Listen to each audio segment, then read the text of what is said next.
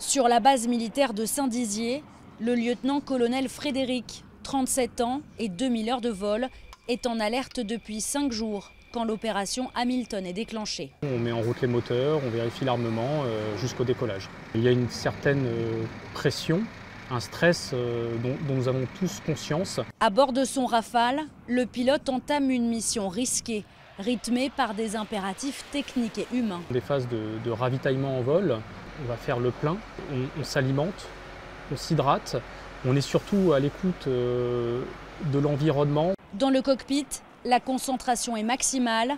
4h30 après le décollage, le lieutenant-colonel Frédéric entre dans la zone de tir et largue les missiles. Ça se fait en appuyant sur un bouton dans l'avion et on sent le départ du missile puisqu'il est quand même assez lourd et au moment où il s'en va, l'aile s'allège, donc on sent une petite turbulence.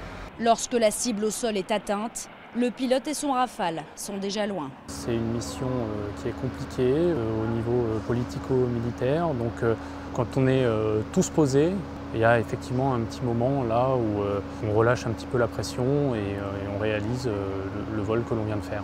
Cette opération hors norme a mobilisé 17 avions au total, dont 5 Rafales pendant plus de 10 heures. C'est l'un des vols les plus longs jamais opérés par un pilote de l'armée de l'air française.